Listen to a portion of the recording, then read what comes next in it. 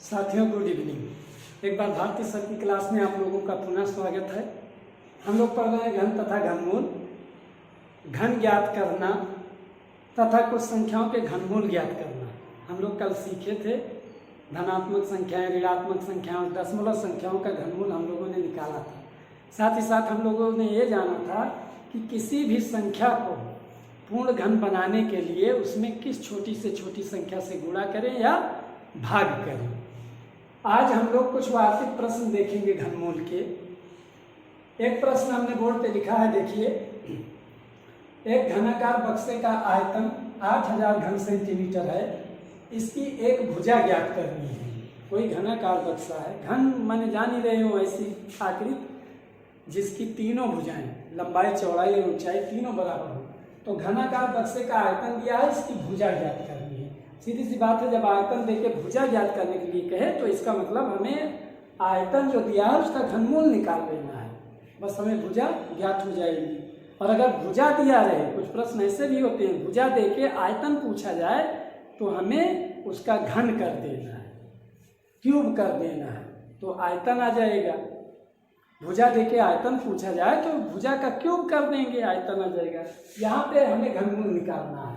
दिया है घनाकार बक्से का आयतन, इसकी एक भुजा ज्ञात कीजिए। 8000 सेंटीमीटर आयतन है, भुजा ज्ञात करनी है।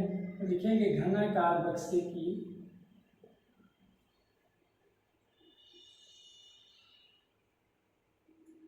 भुजा बराबर हो जाएगा आयतन का घनमूल।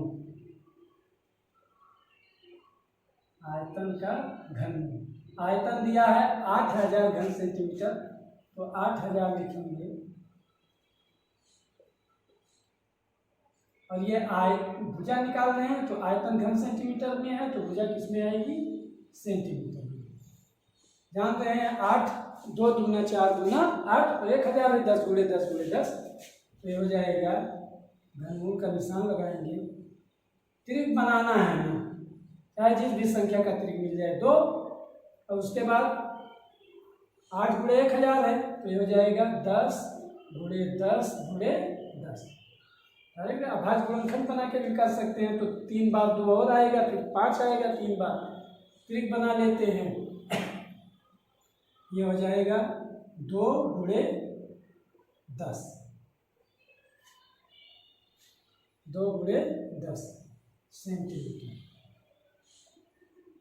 20 सेंटीमीटर। कहने का मतलब वो जो घनाकार बक्सा है उसकी भुजा 20 सेंटीमीटर की है, लंबाई 20, चौड़ाई 20, ऊंचाई या मोटाई 20। तो ये इस तरह घनाकार बक्सा है, इसलिए उसकी भुजा 20 सेंटीमीटर है, तो आयतन कितना हो जाएगा? 8000 घन सेंटीमीटर। इस तरह से वार्षिक प्रश्नों को हम करते हैं। एक वार्षिक प्रश्न हमने लिया था, एक वार्षिक प्रश्न और लेते हैं। एक घनाकार टंकी में 1331 लीटर पानी आता है। कोई घनाकार टंकी है, उसमें 1331 लीटर पानी आता है। इसको मिटाते हैं। नोट करना चाहे तो आप लोग नोट कर दीजिए।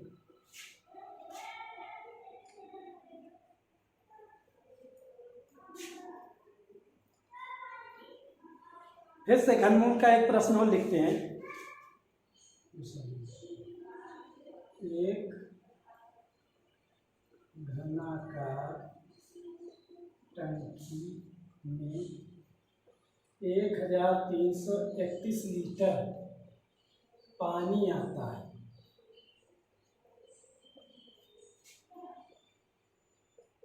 टंकी की माप ज्ञात कीजिए, या टंकी की एक भुजा ज्ञात कीजिए, या कहे टंकी का कोई एक कोर ज्ञात कीजिए। तीनों ही बातें सेम है। तो घनाकार टंकी में इतना लीटर पानी आता है, कहने का मतलब घनाकार टंकी का आयतन दिया है। घनाकार टंकी का आयतन बराबर, आयतन दिया है 1331 लीटर, और हम जानते हैं ये यूनिट लीटर में दी गई है, तो इसको पहले घन मीटर में बदलेंगे। हम जानते हैं 1 घन मीटर बराबर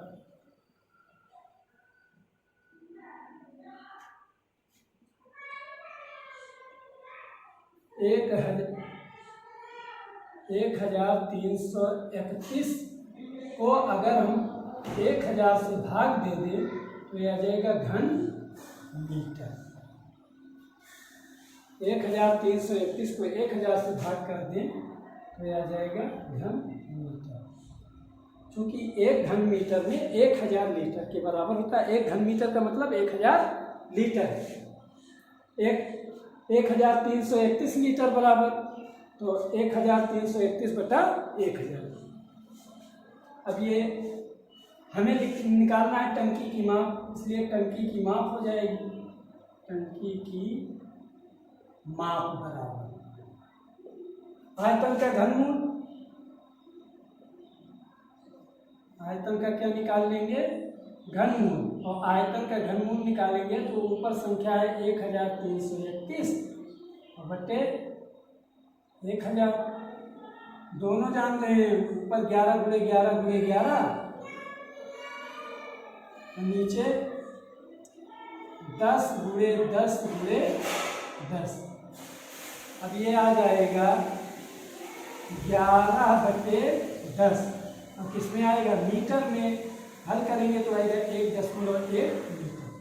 तो कहने का मतलब जो घनाकार टंकी है उसकी भुजा 1.1 मीटर की है।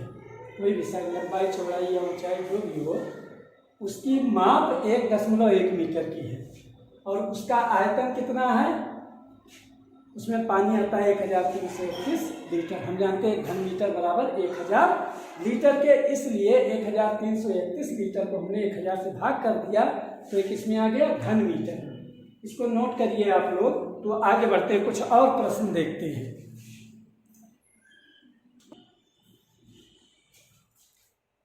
एक दो प्रश्न और देखते हैं घनमूल के।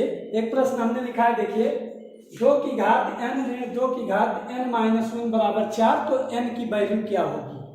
यहाँ पे n का मान ज्ञात करना है। एक प्रश्न तो ऐसे ही लिख दिए, घनमूल को घात 1/3 के रूप में भी लिखा। कहीं पे इस तरह से प्रश्न लिखा हो तो इसका भी मतलब हमें इसका क्या निकालना है? घनमूल निकालना है। दोनों देखते हैं एक एक करके। 2 की घात n - 2 की घात n - 1, इसको हम लिख सकते हैं 2 की घात n - 2 की घात n अपान 2 की घात 1। 2 की घात 1 क्योंकि आधार समान भाग में घातें घटती हैं, इसको या 2 की घात -1 लिख सकते हैं। नीचे जाएगा 2 की घात 1 बराबर कितना आ जाएगा? 4। तो 2 की घात n दोनों में कॉमन है, तो 2 की घात n कॉमन, या फिर 2 की घात n से पूरे भाग कर दो तब भी आ जाएगा। 2 की घात n कॉमन लेंगे तो 1 - 1/2 बराबर हो जाएगा 4। अब ये आ जाएगा 2 की घात n, एक में से 1/2 घटाएंगे 1/2 आएगा, एक में से आधा घटाओ आधा आएगा, बराबर 4। 2 को उधर भेजो, 2 की घात n बराबर हो जाएगा 4 × 2। कहने का मतलब 2 की घात n बराबर आ गया 8। और 8 क्या है? 8 को भी घातांक के रूप में लिखते हैं 2⁻³ या 2 का क्यूब। 2 दूना 4 दूना 8।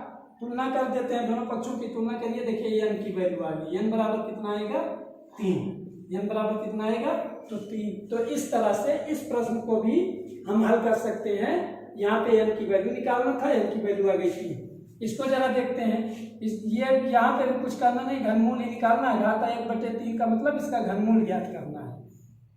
घनमूल का जब चिन्ह हटता है तो घात 1/2, वर्गमूल का चिन्ह हटता है तो घनमूल का चिन्ह हटता है तो घात 1/3, क्योंकि यहाँ 3 लिखा रहता है। और वर्गमूल में घात 1/2। इसका आभाज्य गुणनखंड बनाएंगे तो 7, तो इसको जान ही रहे हैं, कल ही निकाले थे। ऋण 7 × ऋण 7 × ऋण 7। और ये कितना है? 512।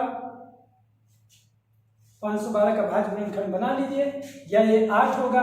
देख लेते हैं। 8 × 64, 8 से गुणा कर रहे हैं। 8 × 4 = 32, 8 × 6 = 48 और 3 × 51। ये 8 का डायरेक्ट ही लिख देते हैं, ×8 × 8 × 8।